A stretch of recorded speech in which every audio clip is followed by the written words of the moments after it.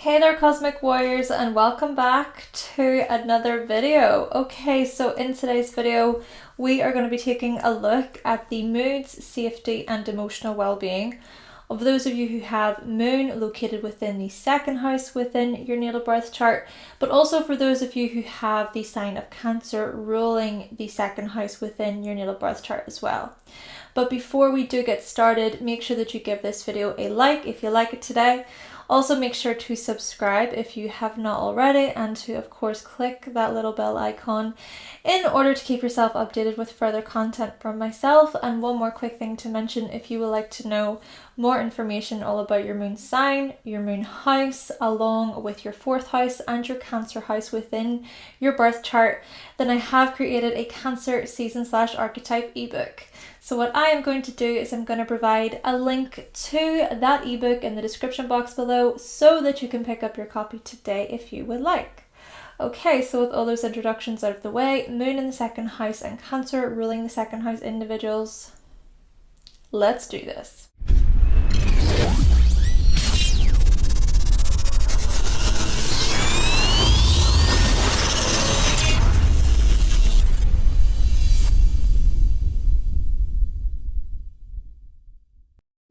Okay, so if you have moon in the second house or the sign of Cancer ruling your second house within your birth chart, then what this suggests is that you need certain materials and items in order for you to feel safe, stable, and secure. So you might prefer it if you're surrounded by things that are comforting to you, for example, such as your music player or your games console. Or you might feel more comfortable whenever you know that you have enough of a particular item or product at hand. So this could be the likes of enough food in your fridge, so having enough food in there, or the likes of you having enough clothing to suit your schedule. In fact, it could very well be suggested here that your emotional well-being is dependent upon how stable and secure you actually feel. So if you feel like you don't have enough of a certain thing, you might freak out, or you may become just ridden with worry or fear. On the other hand, if you feel as if you have plenty of a particular thing, then you might feel more at ease, like, okay, I can relax now. Naturally, however, things can turn sour or get out of control rather quickly, because there may be times whenever you become so flustered or so overwhelmed by change that then you become crabby or moody, as if you kind of huff and sulk and throw a bit of a tantrum. Perhaps really depends on the sign that the moon is in here, if it is that you have moon in the second house. And it can also depend upon aspects being made to the moon as well. But there seems to be a need for some sort of stability, okay? A lot of stability over the material world. And if that's not given, or if you don't feel all that stable, either externally or also even within yourself, then what can follow is a lot of upset, along with a strong desire to feel better again. So essentially, you strongly need to feel safe and secure within your surroundings. Therefore, you might seek a job position that makes this possible for you. Moon in the second house, Cancer ruling the second house individuals.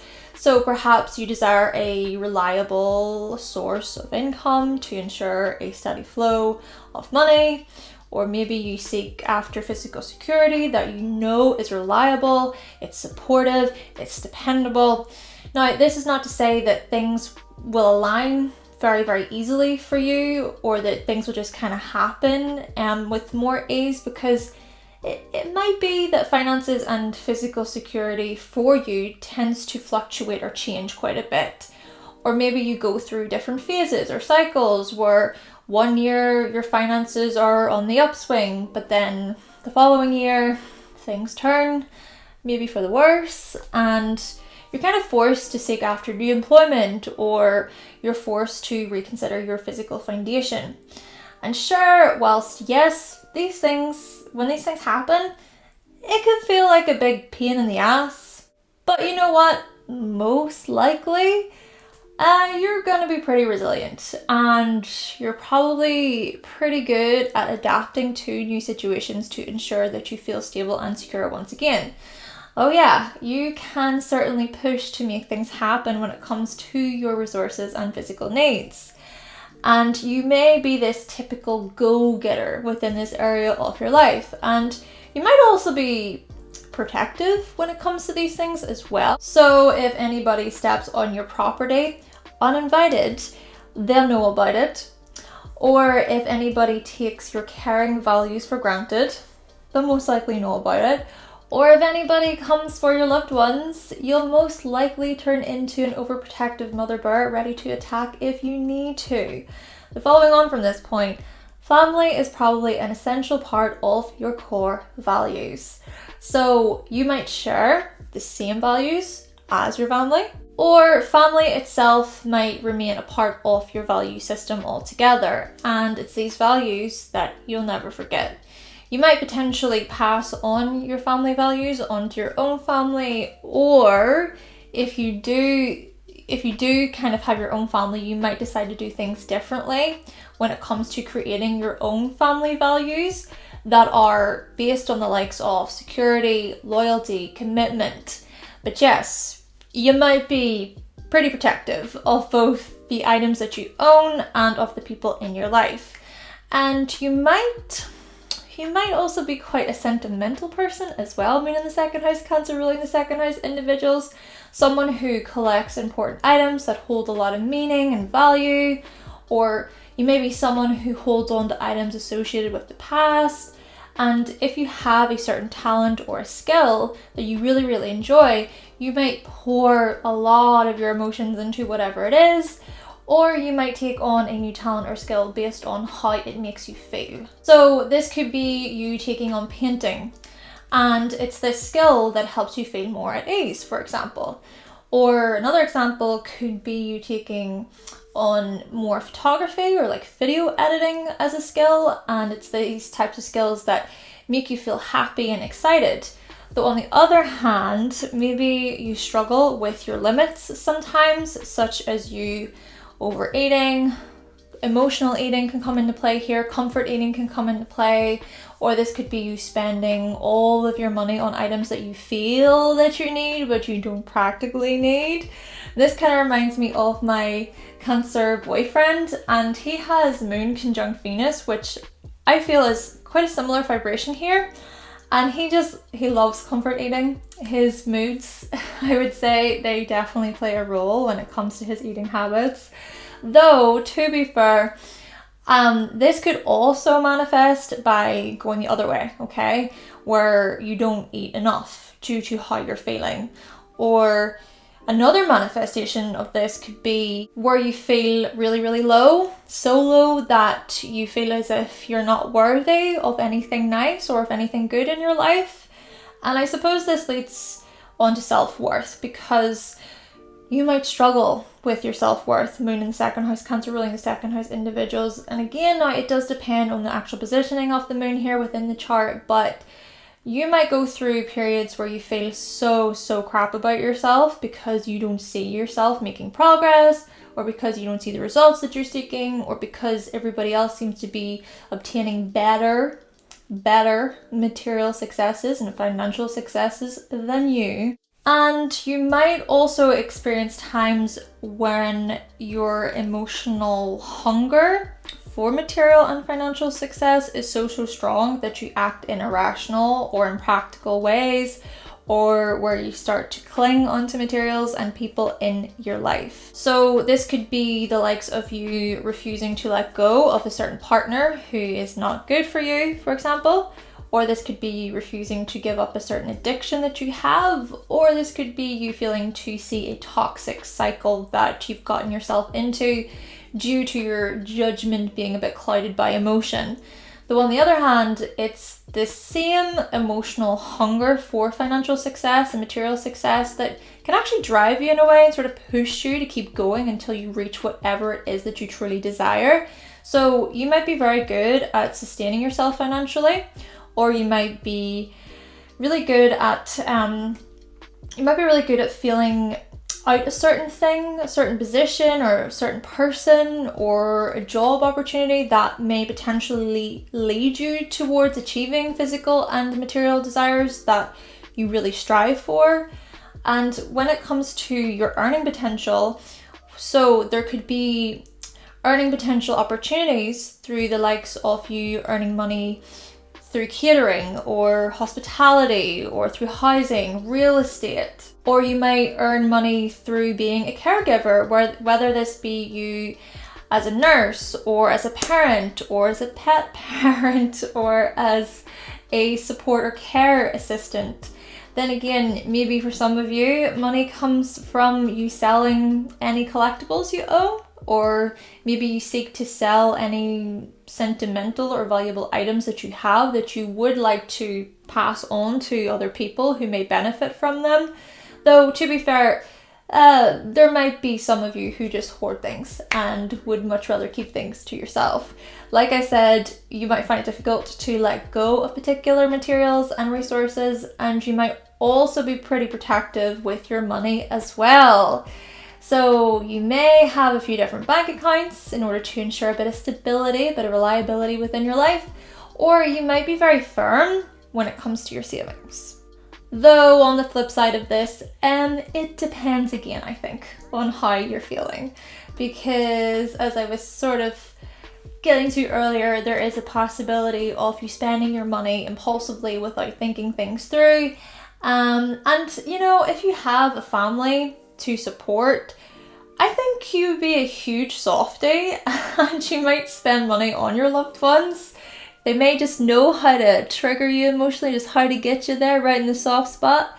Though still, there may be this side of you that finds it difficult just to part with your money at times. Perhaps spending large amounts of money brings up a lot of fear and worry for you, or maybe not seeing a certain amount of it in your bank account, it can feel kind of unsettling and unnerving.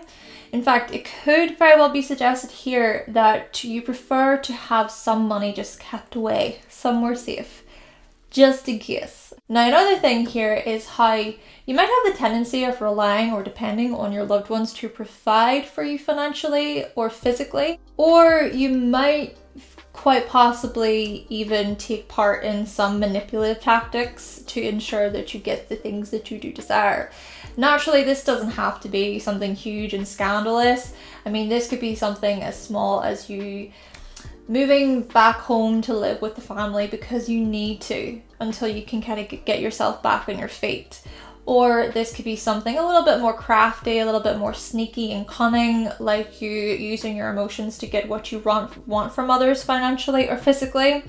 Though I would also say here, maybe it's actually you, Moon in the second house, Cancer ruling the second house individuals, who is very supportive, very caring, and very nurturing when it comes to all things financial and physical. So you might be extremely giving towards your loved ones, or you might make it your duty to ensure that your loved ones have all that they need. So essentially, perhaps it's just really important to you for you to feel like the ones that you love and you care about, that they are safe and that they are secure.